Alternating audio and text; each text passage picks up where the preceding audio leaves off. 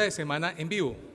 Ricardo Silva Romero, escritor y columnista del diario El Tiempo, y Juan Lozano, ex senador y columnista de El Tiempo. Para moderar este panel nos acompaña el director editorial de la revista Semana, el doctor Rodrigo Pardo.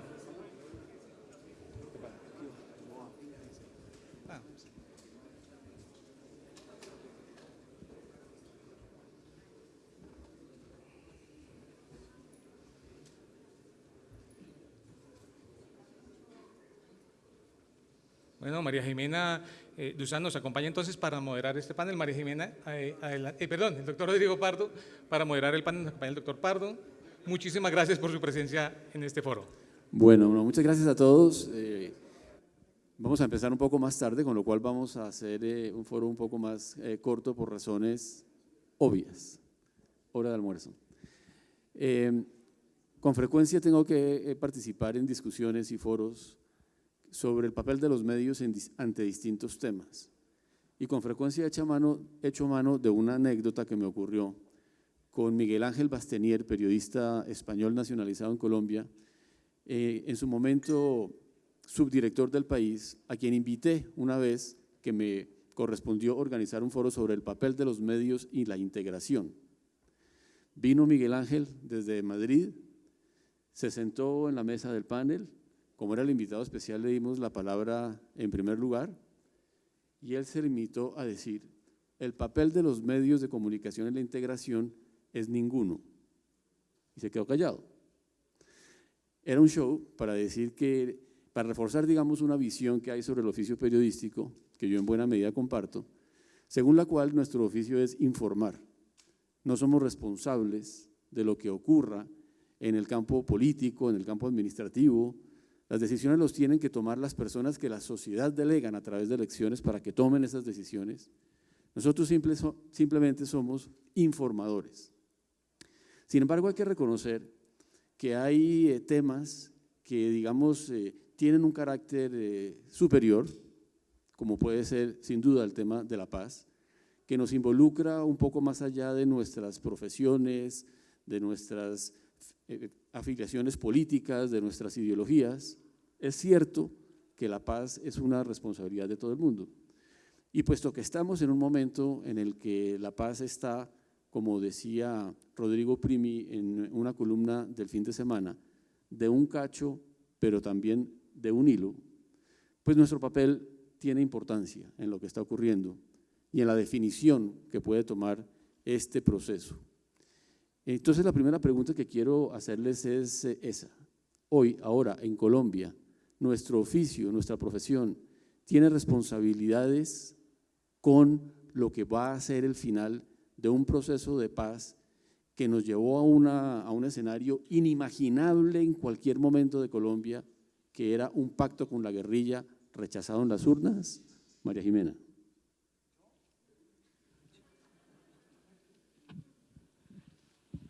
Bueno, muchas gracias por esta oportunidad. ¿Sí se oye? A ver, yo he tenido unas series, o sea, yo he cambiado mucho. El micrófono. Ay, joder, bueno, aquí ya. Realmente este proceso me ha llevado, y no solamente este proceso, sino también el proceso de justicia y paz, me ha llevado a plantear una serie de reflexiones sobre cuál es en realidad el papel de los medios en un país como Colombia, donde nos toca informar en medio de una polarización y en medio de una guerra que casi que se acostumbró a ver la gente a través de la televisión.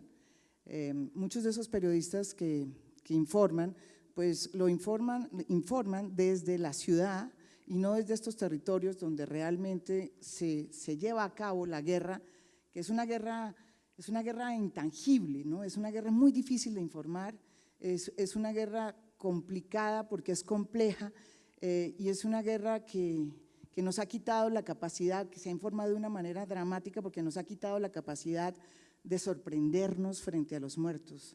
Y esa yo creo que es la principal reflexión que yo traigo como periodista. Mi percepción, hay veces yo digo, oiga, yo tengo que cambiar de profesión, ¿sabe qué? Porque es que no lo estamos haciendo bien. Con que sea un muerto, 2 muertos, 3 muertos, 4 muertos.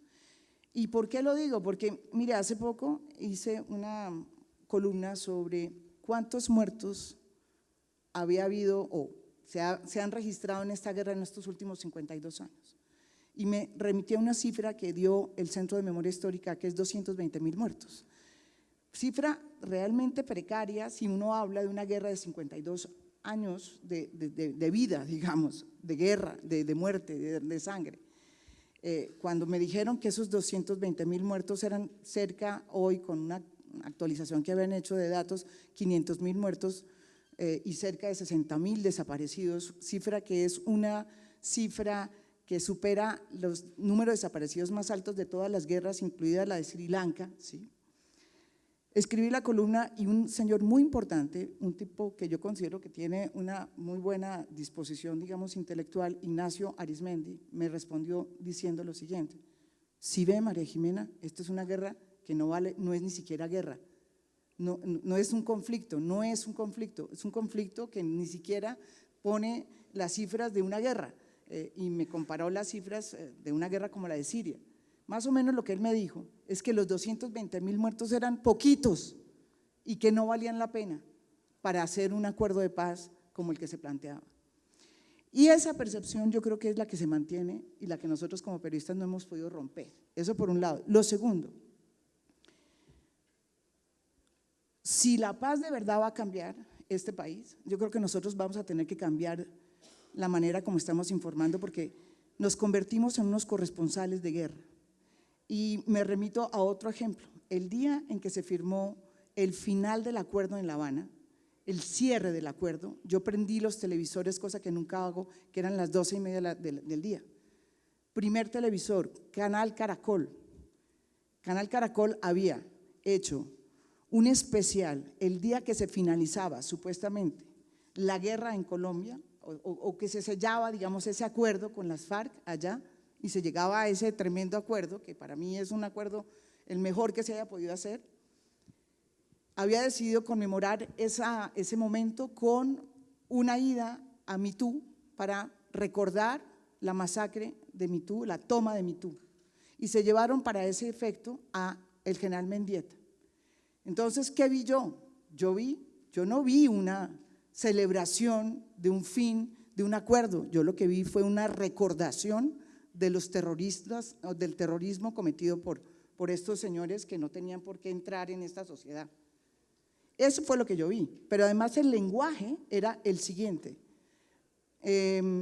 alias Timochenko llegó a La Habana y de manera, digamos, de manera clara y transparente, una persona que cometió actos terroristas y que es un terrorista. O sea, el lenguaje era un lenguaje de guerra, y ni siquiera lo nombraron por el nombre, ni siquiera el nombre, usaron el tema del alias, que a mí me parece que a nosotros nos va a tocar cambiarlo. Es más, lo cambiamos para cuando pasó con los paramilitares, todo lo que pasó con los paramilitares, nosotros lo cambiamos, pero ni siquiera ese día se cambió. Y pasé a RCN, y RCN tenía un panel donde estaba destruyendo punto por punto el acuerdo, y en lugar de buscar los pros y los contras, estaba buscando los contras, todo lo que faltaba en el acuerdo. Por favor, eso fue el primer día, ese es el primer día en que se sabía cómo era el acuerdo. Ese es el problema de los medios de comunicación, que nos quedamos atrapados en la polarización, pero más allá del tema de la polarización, nos quedamos atrapados en el discurso de la guerra y en el lenguaje de la guerra. Somos incapaces de desarmarnos, y yo creo que ya es necesario desarmarnos y mirar los grises y mirar las grandes fronteras que hay, que nadie las está viendo precisamente por esa polarización. Mi invitación es personalmente a una reflexión y una autocrítica profunda, a desarmar, a crear nuevos lenguajes. Estas personas son también, tanto paramilitares como miembros de las FARC, son también humanos, tienen alma, ¿sí? Y para terminar, yo creo que pongo una reflexión, y es esa necesidad de volver a reportar, digamos, una guerra desde el punto de vista, desde el dolor, y no desde la manera como uno se acostumbra a los muertos. Yo creo que eso también lo perdimos, ¿sí? Yo hice, y siempre me acordaré toda la vida en este momento, el día que perdió el plebiscito, lo único que me acordé yo fue de un guerrillero que yo conocí cuando tantas veces que fui al Darí a hacer también un reportaje para saber qué pasaba, ¿no es verdad? Y ese guerrillero se me quedó en la mente, porque a ese guerrillero lo primero que me dijo es: ¿usted qué opina de nosotros? ¿Usted siente que nosotros somos tan malos como nos ven? Nosotros queremos estudiar, yo quiero estudiar, quiero hacer algo, quiero salir de esto. Y ese es el guerrillero que yo recuerdo el día que perdimos. Esta sociedad va a frenar, ¿sí? Esa es la pregunta. Vamos a ser incapaces de abrirles a ese guerrillero esa posibilidad de tener una segunda vida, ¿sí? ¿Por qué? Porque es guerrillero, terrorista y tiene un alias. ¿O vamos a ser capaces de que ese guerrillero se incluya y los medios van a poder sacar y fotografiar ese momento? Que no, muy pocos lo han hecho, quiero decirles, muy pocos lo hicieron, muy pocos fueron hasta allá, muy pocos lo hicieron, muy pocos trataron de mirar qué pasaba en la guerrillerada, cómo era esa guerrillerada. Y le quiero decir que esa es la tristeza profunda que yo tengo hoy, que es el colmo que una sociedad le cierre las puertas a unas personas que yo considero también víctimas de la guerra.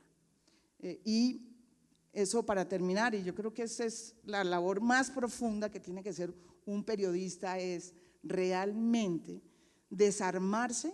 Yo lo hice de los dos lados, quiero decirle, a mí no me vengan a decir que yo lo hice con las FARC solamente, yo también fui, y a pesar de que soy víctima también del conflicto, yo hice lo mismo con los paramilitares, traté de hacerlo, y yo creo que nosotros tenemos que hacerlo.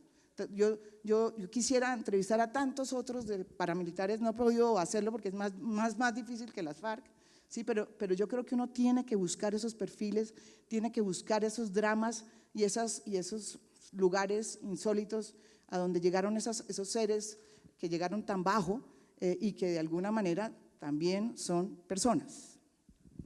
Ricardo, desde la extrema izquierda, ¿cómo se ve el tema de la responsabilidad de los medios en este momento?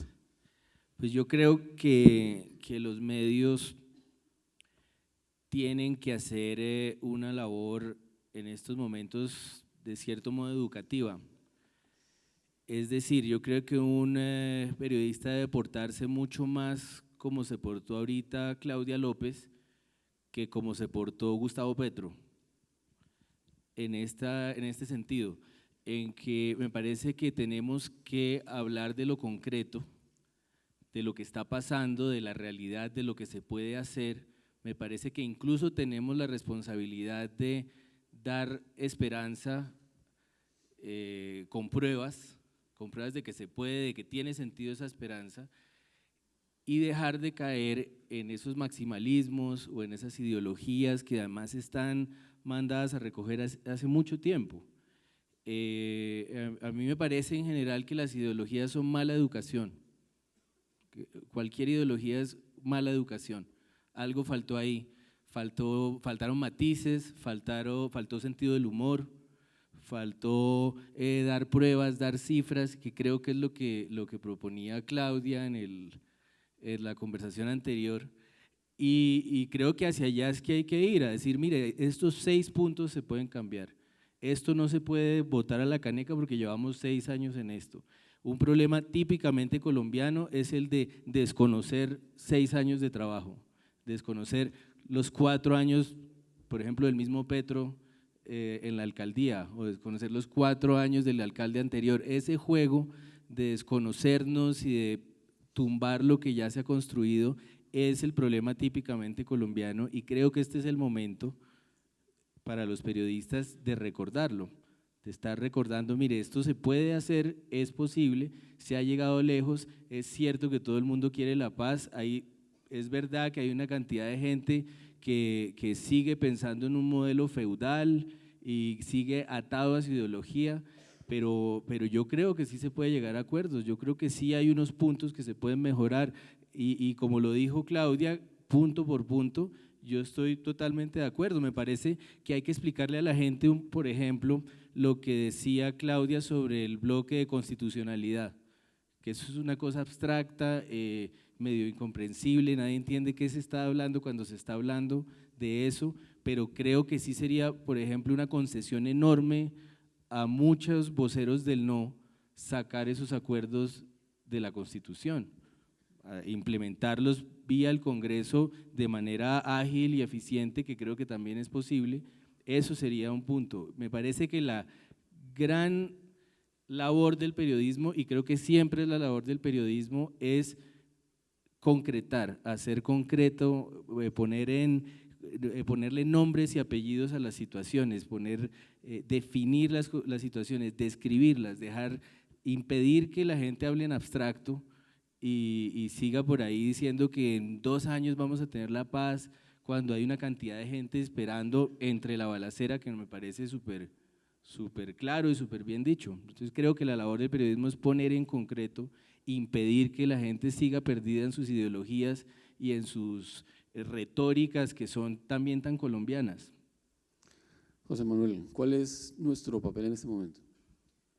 Pues Rodrigo, yo creo que habría que echar un poquito para atrás y mirar lo que pasó antes del 2 de octubre y la forma en que manejamos los medios de comunicación o buena parte de los medios de comunicación la información respecto de la campaña del plebiscito y del acuerdo de paz en sí mismo. Y quisiera usar la categorización de Jorge Eliezer Gaitán desde hace más de 60 años del país político y el país nacional, para decir que creo que los medios de comunicación nos quedamos viendo solamente el país político y nos olvidamos del país nacional.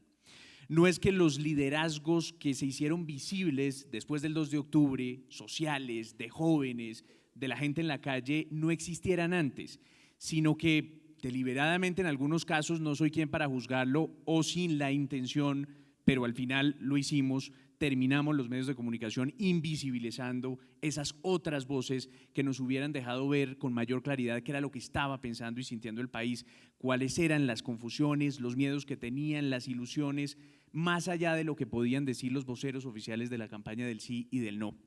Y en ese sentido me parece, María Jimena, que nos cabe la autocrítica, como usted dice, y nos cabe el mea culpa. Pero una vez reconocida esa situación y admitido lo que pasó antes del 2 de octubre, creo que los medios de comunicación estamos empezando a reconocer esos fenómenos, esos otros liderazgos y les estamos dando micrófono, les estamos dando visibilidad y en buena hora eso está ocurriendo. Los medios hemos tratado de tener en algunos de esos nuevos paneles a los jóvenes, usted lo hace en Semana en Vivo, yo lo he hecho en la sección del sí o no en el canal RCN, en RCN Radio, también estamos tratando de apostarle a tener esas otras voces que estén proponiendo cosas más allá de lamentarse por lo que finalmente está ocurriendo y por el estado de incertidumbre en el que nos encontramos. Leía de Mauricio García Villegas, un abogado y columnista, un enfoque que me pareció muy valioso, Rodrigo, y decía fundamentalmente Mauricio que en Colombia lo que nos está pasando en esta coyuntura es que hay unos pocos que quieren la paz como sea y otros pocos que quieren la guerra como sea, pero que en la mitad hay una gente con críticas y con visiones razonables. Y yo creo que el papel de los medios de comunicación es tratar de insistir en que esas voces, las voces de quienes tienen unas críticas interesantes por hacer, pero además de las críticas, propuestas para salir del atolladero, se empiecen a oír con mayor fuerza.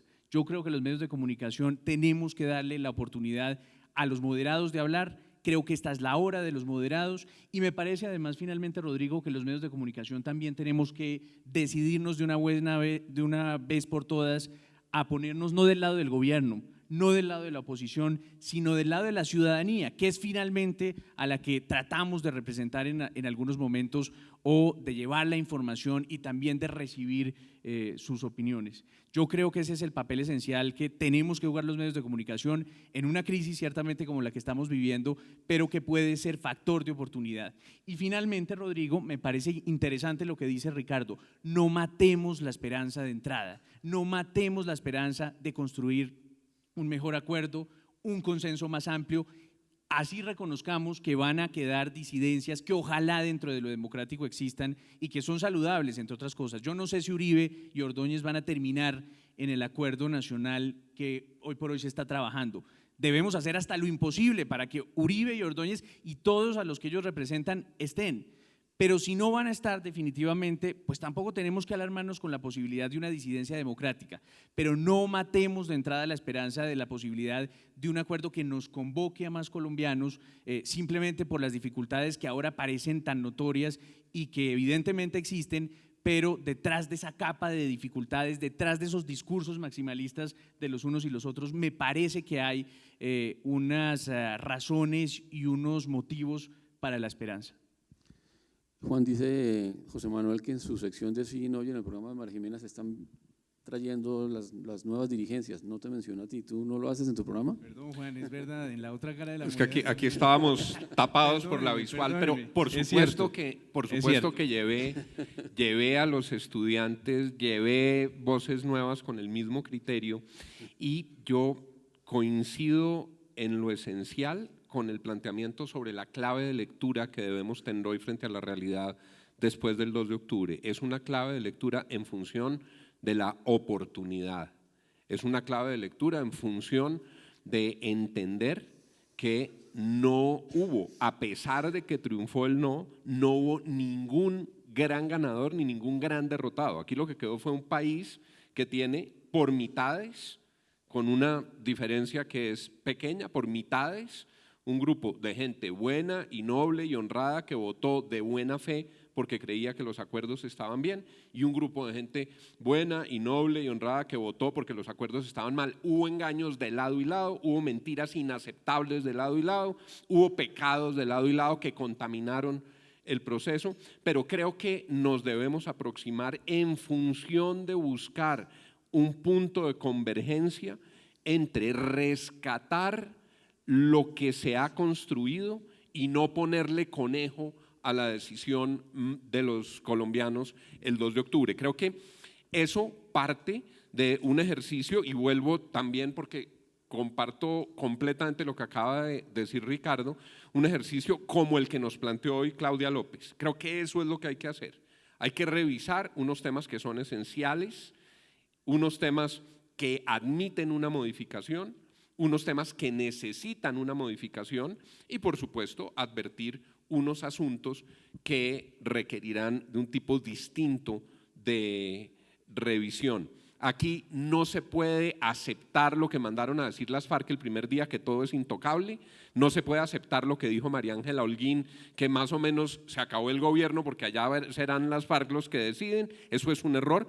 Creo que tampoco se puede poner el terreno en que todo lo que diga un comité del Nobel Uribismo es palabra sagrada y que todo se tiene que modificar por las FARC. No, esto es cuestión de identificar unos asuntos en los que el propio Frank Perl lo acaba de decir, en los que la negociación puede ser mejor, en los que para que la paz sea más incluyente, para que la paz goce de una mayor legitimidad, es posible introducir esas modificaciones. Las nuevas circunstancias deben conducir ciertamente a que un conjunto mucho más amplio de voces ciudadanas se puedan expresar por la vía de los negociadores del gobierno ante las FARC para decirles: en Colombia hay una decisión de buscar una paz negociada. El gran saldo del 2 de octubre no era paz o guerra, era paz negociada en unas condiciones o en otras. Hay un mandato de negociar paz, pero ese mandato de negociar paz exige unas revisiones y unas precisiones como las que aquí se han señalado, las que mencionó Claudia, entre otras, que son precisiones razonables. En función de la autocrítica de los medios, creo que todos la tenemos que hacer. Yo creo que el gran error es que en los medios en general hubo una actitud complaciente frente a un instrumento delirante que era el plebiscito. ¿A qué horas embarcaron al presidente Santos y a las FARC y a los medios y al país en un instrumento que parte en su esencia de dividir a los colombianos, cuando lo que se buscaba era un proceso de unificación? El plebiscito es un instrumento para aumentar la agazapera entre Santos y Uribe, para aumentar las divisiones, para aumentar la polarización. Un plebiscito que exigía solamente decir sí o no a 297 páginas. Yo no sé si eso fue idea de Roy Barreras o de quién, pero fue una barbaridad.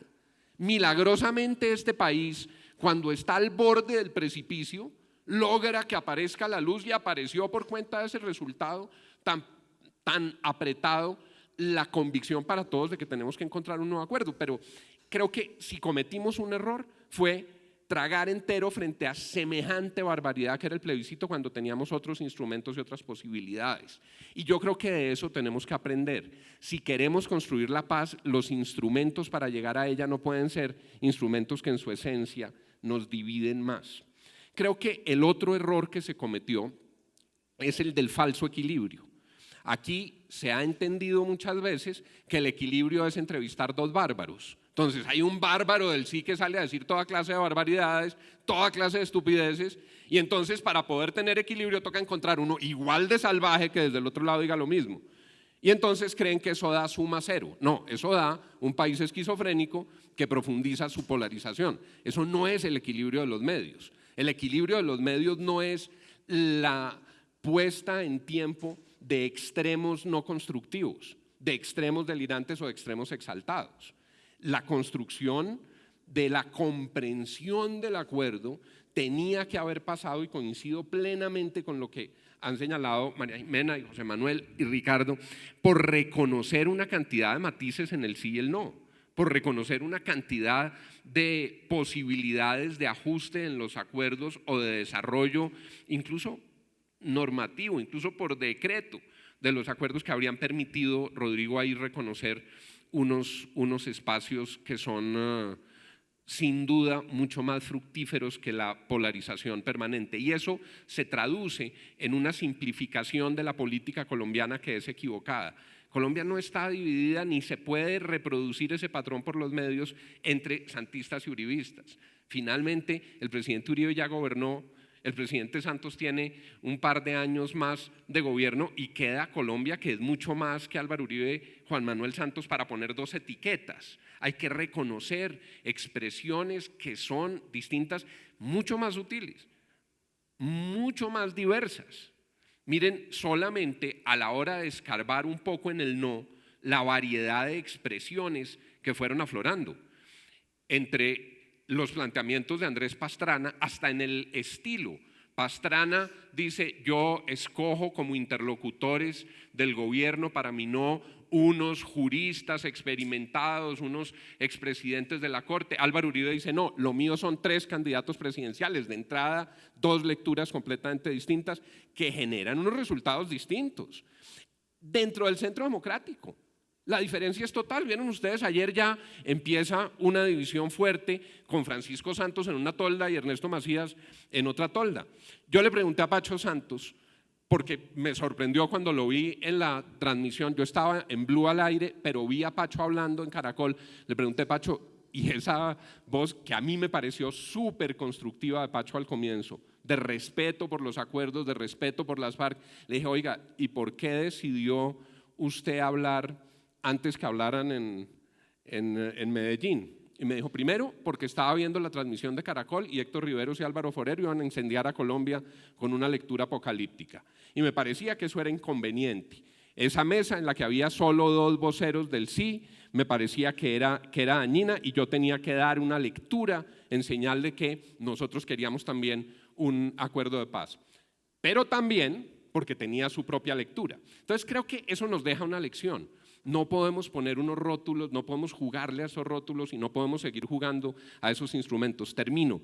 Creo que el camino es buscar en la oportunidad que nos dejó el 2 de octubre unas fórmulas que amplíen el margen de legitimidad de los acuerdos, que desactiven unos componentes que causaban mortificación en sectores muy gruesos de la población colombiana y que nos permitan construir sobre lo que hicieron, corregir donde hay margen de corrección y reconocer que en este país las opiniones tan divididas apuntaron todos a que queremos que pueda concluirse un proceso de paz negociado satisfactoriamente. Gracias, Juan. Quedan 8 minutos, de modo que les pido que seamos breves en esta última pregunta, pero quisiera empezar por el punto de vista de María Jimena Duzán sobre lo que ha dicho Juan en relación a lo de el equilibrio, porque hemos discutido el tema en privado y sé que tiene un punto de vista interesante para hacer público. Yo creo que, bueno, primero yo no creo en el equilibrio periodístico, y en ese sentido yo respeto lo que hace RCN Televisión. a mí me parece, y también respeto lo que hace María Elvira no, sí, y yo respeto mucho eso, siempre y cuando mantengan, que es ahí donde empiezo yo a criticar, los estándares de periodismo. A mí la posición política me parece que es lógica y es necesaria. Es necesaria para poder imponer criterios y poder pensar. Es que las posiciones políticas generan reflexiones, pensamientos. Lo que uno tiene que tener es siempre un estándar de periodismo que permita, a través de nuestra visión política, enviar el mensaje correcto.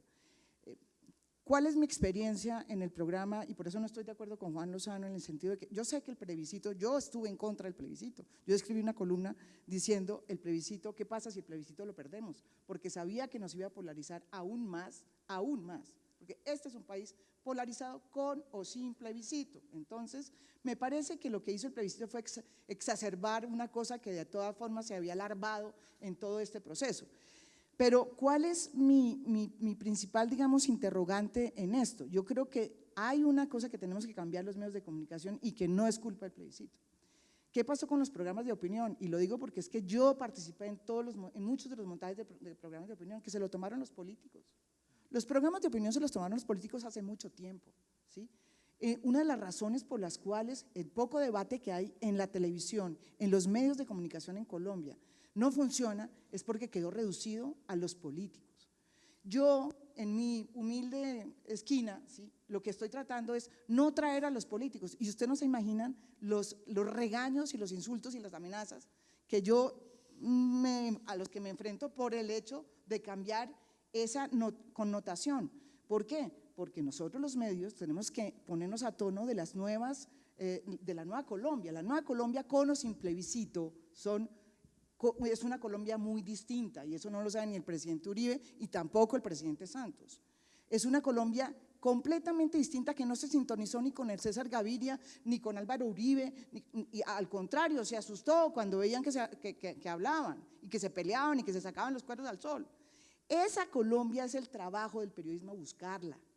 Eso es lo que tenemos que hacer nosotros y eso es lo que no hicimos. Yo intento hacerlo con muchos problemas y con muchas dificultades porque no es fácil sacar esos liderazgos, ¿sí? Y yo creo que lo primero que tenemos que hacer en esta nueva coyuntura es devolver esos programas de opinión a la gente que representa a la ciudadanía. Sí, y uno de esos va a ser la clase política, pero que no se copen todo este escenario los partidos políticos ni los voceros políticos, porque eso no es reflexión política, eso es manipulación. Y si le metemos el tema al plebiscito, pues obviamente fue un diálogo de sordos lo que hubo, y yo lo digo porque yo llegaba a un punto en que decía yo ya no quiero más este diálogo de sordos, yo quiero gente pensante que me reflexione diferentes puntos de vista, no a la polarización en los debates públicos, por favor, no a la utilización de lenguajes que ya no son apropiados en esta Colombia de hoy. Dejemos de hablar como habla el presidente Uribe. Si el presidente Uribe habla así, pues que hable el presidente Uribe así, pero nosotros los medios de comunicación no tenemos por qué adoptar ese lenguaje, ni tampoco un lenguaje del gobierno que nos imponga a decir, mire, es que a esto se les dice así, tampoco, ¿sí? Ese es un poco digamos, lo que yo he aprendido y lo que tendríamos que hacer para sintonizarnos con esta cosa. Ahora, políticamente, pues yo no di mi opinión, pero no tengo tiempo para darla, pues políticamente sobre lo que va a pasar en este país. Pero bueno, ya. Sí. José, desde ese punto de vista, digamos, en esa discusión, ¿cómo reevalúas tu propuesta formulada en una columna de semana.com muy comentada de que se hiciera un gran debate entre Juan Manuel Santos y Álvaro Uribe sobre el plebiscito? Yo creo que eso hubiera sido ideal. A mí me parecía que eso era no como un mecanismo, digamos, para definir votos, sino como una señal y un mensaje para el país de que dos personas que piensan tan distintos se podían ver la cara y podían hablar tranquilamente y debatir sobre las ideas que quisieran, pero frente a frente. Yo creí que ese ejercicio era útil. Después creí, y como lo creo, que el encuentro personal de los dos fue tremendamente valioso, como puede ser el encuentro, yo no sé si ya se dio, de Martín y de Tomás, los hijos de los líderes políticos que hoy simbolizan, digamos, las caras, digamos, de las posiciones que hay en Colombia. Ese encuentro se frustró, pero también lo creo conveniente, María Jimena. Yo sí lo creo conveniente, en el respeto y en el entendimiento de que obviamente los que negocian y tienen las facultades legales para hacerlos son los delegados del gobierno nacional y los delegados de las FARC. Es importante que en esa mesa incorporen algunos de los delegados del no, por lo menos para que se digan de frente las cosas. Yo creo que eso es valioso, Rodrigo, y eso tenemos que tratar de recuperarlo, que la gente, por más distinto que piense, por más convicciones firmes que tenga y casi que inamovibles, pueda dialogar tranquilamente y pueda verse las caras frente a frente. Y finalmente, si me permite muy rápidamente, yo creo que lo del plebiscito no salió tan mal, Juan. Creo que fue un acto de gallardía del presidente de la República, Juan Manuel Santos, meterse en esa vaca loca, ¿no? Era un riesgo tremendo. Como creo también que tiene que seguir siendo un acto de gallardía reconocer y respetar el resultado del plebiscito. Y los medios de comunicación tenemos que ser vigilantes para que el presidente de la República, el gobierno nacional y los líderes del no cumplan con altura lo que la gente dijo en las urnas. Ricardo, este punto sobre cómo en una polarización muy profunda los medios caemos en el peligro de que para guardar un equilibrio siempre llevamos 50-50 la opinión de un lado y del otro. Primero, pues por definición nos lleva casi que a asumir que el 50% de lo que decimos es mentira, porque no pueden ser verdad ambas. Segundo, ese debate se ha dado en Estados Unidos muchísimo, en esta campaña electoral donde también hay una gran polarización y algo de eso ha ocurrido, aunque las estadísticas dicen allá que los medios le han dado más tiempo a Trump que a Hillary Clinton, porque es una persona más atractiva, etcétera. ¿Cómo ve usted ese problema? Pues justamente estaba pensando en el caso de Estados Unidos, que luego de los debates, que son todos un capítulo de los Kardashian, es una cosa horrible, hay un panel de expertos que están divididos en dos, igual que lo que se pretende hacer acá. A mí no me parece que eso esté mal.